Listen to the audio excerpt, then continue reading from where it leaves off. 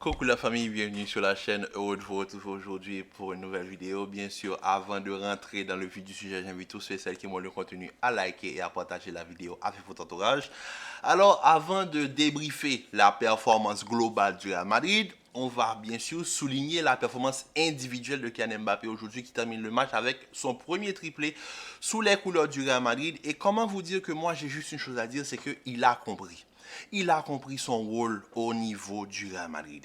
Kylian, quand il a été recruté, je pense que Kylian était perdu entre le fait de jouer numéro 9 et d'être un 9. Maintenant, il a compris que son rôle à lui, ce n'est pas forcément d'être un 9 pur, mais d'être un 9 au niveau du Real Madrid.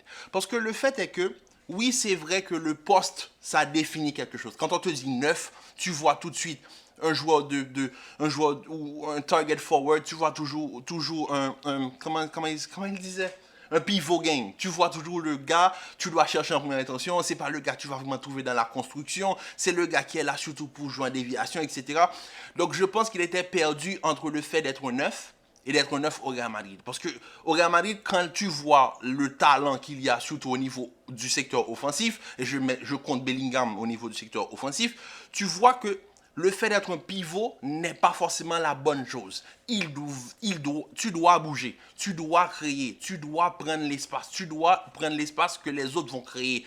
Parce que c'est ça, au fait, être un numéro 9 au Real Madrid. Un numéro 9, oui, le Real Madrid, par le passé, a eu l'habitude de jouer avec des neufs de pivot. On se rappelle de Van Nistelrooy, de Fernando Morientes, on se rappelle aussi de Gonzalo Higuaín. Mais avec les années et surtout avec l'émergence du neuf moderne que représentait Karim Benzema, le Real s'est habitué à jouer un football hybride. C'est-à-dire que tu n'es pas obligé, tu peux avoir le numéro 9 sur le dos, mais tu n'es pas obligé de jouer le rôle de 9. Parce que, rappelons-nous, Benzema c'était le 9, mais le vrai buteur du Real Madrid, c'était Cristiano Ronaldo. C'est-à-dire que Benzema et Gareth Bale et Di Maria, par le passé, créaient les espaces. Il y avait une circulation, il y avait des joueurs de collectif, il y avait des joueurs talentueux individuellement parlant, mais Cristiano arrivait à manquer 60-40 buts par saison. Pourquoi? Parce qu'il y aura de l'espace. Benzema, par le fait qu'il n'a jamais été un neuf pivot, fait qu'il y a de l'espace et que Cristiano peut en profiter. Et c'est exactement ce qui est en train de se faire du côté du Real Madrid. Quand tu as des joueurs comme Rodrigo, des joueurs talentueux individuellement comme Rodrigo, Brahim, Bellingham, ils vont bouger, il va y avoir de la projection, il va y avoir des prises à deux, donc il y aura de l'espace. Maintenant, c'est à toi, et surtout à Kylian, de s'adapter et de prendre l'espace, et même à combiner parfois dans les petits espaces pour aller vite et défaire le bloc défensif qui se trouve devant toi. Parce que quand tu joues face à Valladolid, Valladolid sont derniers de Liga. C'est l'une des pires équipes de Liga. Donc Valladolid, tu vois quand ils viennent jouer face au Real Madrid, oui, ils se sont créés quelques occasions, mais tu vois que c'est un bloc bas. Donc, il va falloir que tu crées, il va falloir que tu bouges. Et tu vois que Bellingham, Rodrigo qui joue extrêmement bien vers l'intérieur, pareil que Brahim Diaz qui s'est énormément donné pour le collectif aujourd'hui, Bellingham qui prend de l'espace, donc il y aura de l'espace. Donc, c'est à Kylian de profiter. Et aujourd'hui, il en a profité. Quand il a fait la combinaison, le 1-2 pour marquer son premier ou deuxième but, je me suis dit, franchement, ça j'aime bien. Ça, c'est ce que j'attendais de Kylian. Et maintenant, quand j'ai vu le deuxième but, je me suis dit, il a compris. Il a compris son rôle. Il doit se mettre dans un espace où les autres vont le trouver. Parce que les autres, ils vont le trouver. C'est ça le problème. Je pense que quand Kylian est arrivé au Real Madrid, il voulait se réinventer. Il voulait devenir un numéro 9. Il voulait essayer de s'adapter au poste de numéro 9 en étant un 9.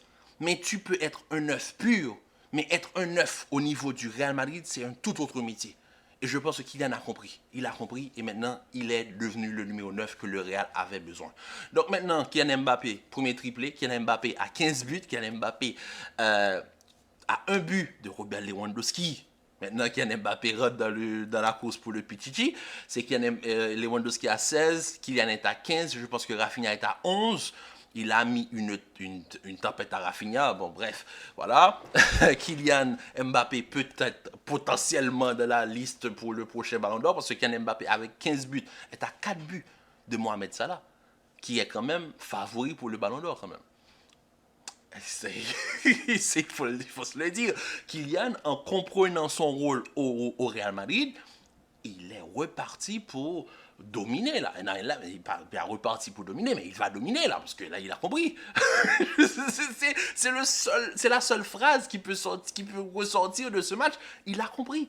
Parce que quand je vois le déplacement de Kylian sur le terrain, je me dis, voilà, c'est ça qu'on te demande. Maintenant, juste une chose par rapport à son jeu. Lève la tête. Parce qu'il y a quelques petites actions. Au deuxième poteau, il y a mieux à faire que de tirer. Je peux comprendre qu'en tant qu'attaquant, et le fait que tu prennes en main maintenant le rôle de numéro 9 au Real Madrid, ton objectif est de tirer à tout bout de champ. Mais parfois, regarde, lève la tête un tout petit peu. C'est pour cela que Benzema a eu autant de assists au niveau du Real Madrid. C'est parce que Benzema, il a l'intelligence de lever la tête de temps en temps pour voir l'option la plus facile. Donc Kylian, maintenant tu as compris le rôle d'être un buteur au Real Madrid. Maintenant, travaille sur ta vision de jeu. Parce que je te le dis, quand tu regardes de l'autre côté, parfois Bellingham se propose, mais est libre de tout marquage et il tente la frappe. Tandis qu'il y avait mieux à faire. Il y avait mieux à faire collectivement parlant. Pas forcément individuellement parlant, mais collectivement parlant. Parce qu'aujourd'hui, qu'on le veuille ou non, le Real Madrid est sur une bonne lancée. Le Real Madrid est sur une bonne lancée. Le Real Madrid enchaîne les victoires. À part peut-être la mauvaise performance en finale de Supercoupe d'Espagne, le Real Madrid est sur une bonne lancée en ce début d'année 2025. Le Real Madrid prend de l'avance par rapport à l'Atlético de 4 points parce que l'Atlético fait match nul aujourd'hui face à Villarreal. Donc on a de l'avance sur l'Atlético. On a quand même 10 points d'écart avec le Barça qui joue demain face à Valence. Donc voilà, on ne sait pas. Demain, si Barça, mettons que Barça perde demain face à Valence, ce qui serait un drame, c'est quand même 10 points d'écart. Tandis que le Barça, c'est quand même potentiellement la meilleure équipe du monde avec Liverpool. Mais en Liga, ils sont troisième. Ils sont troisième. À 10 points du Real Madrid, qui ils ont mis 2 tempêtes cette année quand même.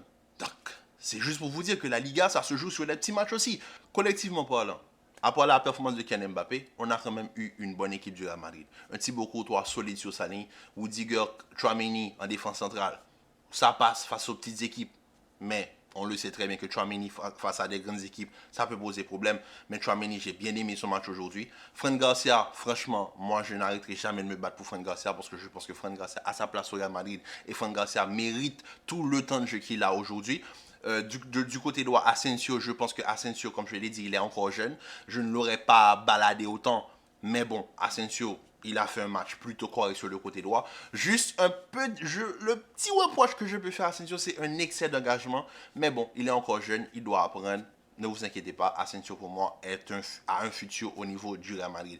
Au niveau du milieu de terrain, comment vous dire que Ceballos ramène une bouffée d'air frais à ce milieu de terrain. Et franchement, Ceballos pour moi, il ne peut plus bouger de ce 11 de départ. À part pour cas de blessure ou de fatigue musculaire, Ceballos, il n'y a pas moyen qu'il ne soit pas titulaire au niveau du Real Madrid. Le milieu créatif de cette équipe, c'est Dani Ceballos. C'est lui qui trouve l'espace, c'est lui qui trouve la première passe et c'est lui qui vraiment donne le ton au jeu du Real Madrid. Et ça fait plaisir parce que Ceballos, il a tellement subi au cours de sa carrière au Real Madrid que franchement, lui donner maintenant cette reconnaissance, ça fait du bien. Et Ceballos a toujours été un joueur que j'ai adoré, que ce soit au Betis, que ce soit à Arsenal. C'est un joueur qui pour moi a toujours été sous-évalué et maintenant qu'il est en train d'exploser à ce niveau de sa carrière, qu'il est en train de montrer tout son potentiel, ça fait plaisir. Au niveau du milieu de terrain, Valverde pour moi, je le répète, Valverde doit se reposer, mais avec Ancelotti, on dirait que c'est pas un mot qu'on peut mettre Valverde et repos dans la même phrase, c'est pas possible.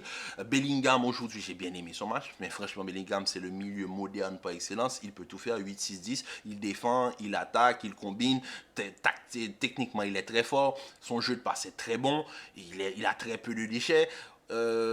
À part ça, moi j'aime bien son positionnement. Bon, Bellingham, c'est pas aujourd'hui que je vais vous dire que j'aime son positionnement. Et derrière, je pense qu'on l'a assez dit.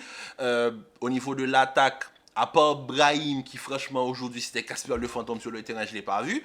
Mais Brahim, pourquoi on ne l'a pas vu? Parce que Brahim s'est énormément donné pour le collectif. Et ça a amené cette structure, cette solidité. Et franchement, ça fait du bien. Oui, c'est vrai qu'on ne l'a pas vu offensivement parlant. Mais Brahim, il s'est donné pour l'équipe aujourd'hui. Ça fait plaisir. Du côté offensif, on a un Kylian Mbappé qui était en feu. Mais Rodrigo, franchement, qui est en feu. Et Rodrigo Fran Garcia sur le côté gauche. Je vous répète, hein, Fran Garcia, quand il joue avec Rodrigo, le Rodrigo, c'est le profil idéal pour Fran Garcia. Pourquoi? Parce que Rodrigo joue vers l'intérieur, ce qui libère de l'espace, permet à Fran Garcia de dédoubler, et Rodrigo a quelque chose en plus que Vinicius n'a peut-être pas, c'est l'intelligence de toujours trouver Fran Garcia sur la largeur. Ce que Vinicius ne fait pas. Pourquoi? Parce que Vinicius joue sur la largeur et Fran Garcia est obligé de débouler vers l'intérieur, ce qui n'est pas forcément son jeu. Parce que Fran Garcia est plutôt un joueur qui peut jouer sur la largeur. Parce que le point fort de Fran Garcia, c'est les centres. Donc quand il joue avec Rodrigo, c'est parfait pour lui et on le voit. Il est libre, il joue bien, il est dans la forme de sa vie et ça fait plaisir. Donc franchement, collectivement, on a eu droit à une belle équipe du Real Madrid. Les rentrants, ça, on fait plaisir. Franchement, moi, quand je vois là-bas de retour sur un terrain de football, en tant que madrilène et en tant que aussi fan du Bayern, pour ceux qui ne le savaient pas, franchement, ça fait plaisir. À la base, ça a toujours été un joueur que j'aimais. Et le revoir sur un terrain, franchement, ça fait plaisir. Modric, quand il est rentré, la petite combinaison Modric-Arda Güler, franchement, aurait mérité un but. La passe d'Arda, délicieuse passe de Arda Güler pour Modric, qui rate sa pichenette un tout petit peu. Mais bon, bref. Franchement, ça aurait mérité un but. J'aurais juste aimé voir Endrick rentrer un petit peu plus tôt. Pour moi, c'est un manque de respect de le faire rentrer à ce moment-là du match. Mais bon, avec Ancelotti, on ne sait pas comment c'est quoi cette gestion des changements. Ça ne fait aucun sens. Parce qu'à ce moment-là du match, c'est même pas la peine de faire rentrer Endrick, au fait. À ce moment-là du match, tu attends que l'arbitre siffle et c'est tout. Pas la peine de faire un changement. Tu donnes 1 minute de temps de jeu, même pas 1 minute 30 secondes de temps de jeu à un joueur. Non, pour moi, c'est un manque de respect. Bon, vous pourrez dire en commentaire ce que vous pensez de ça, mais pour moi, c'est un manque de respect. Il vaut mieux ne pas le faire rentrer du tout. Parce que pour son amour propre, c'est dur, quoi. Le gars rentre, il fait 2 pas et l'arbitre siffle. Pour moi, c'est un grand manque de respect. Mais bon, Ancelotti, moi, je ne sais plus quoi dire par rapport à la rotation, par rapport à certains joueurs qui doivent se reposer. Bon, on le sait tous, Ancelotti, il ne changera pas. Il est comme il est. On va devoir faire avec pour la saison. Mais bon, un Real Madrid qui est quand même en bonne forme, comme je l'ai dit en ce début d'année 2025, un Real Madrid qui fait plaisir à ses fans, avec un Kylian Mbappé qui a été retrouvé, qui a finalement retrouvé ses couleurs, et ça fait extrêmement plaisir pour cette équipe du Real Madrid. Maintenant, il va falloir voir sur la durée comment vont s'ajuster Vinicius et Mbappé sur le terrain ensemble. Comme je l'ai dit, quand ils jouent ensemble, j'ai l'impression qu'ils se marchent un peu l'un sur l'autre. Mais quand tu vois Mbappé avec les autres, comme Rodrigo, Brahim et Bellingham, des joueurs plus collectifs qu'individuels comme Vinicius, tu vois un Kylian en feu. Et ça fait plaisir. En tout cas, la famille, demain on se retrouve pour le match Barcelone-Valence. Sur ce, prenez soin de vous, commentez, likez, partagez, restez en paix, en santé et on se dit à très vite pour une nouvelle vidéo. Peace.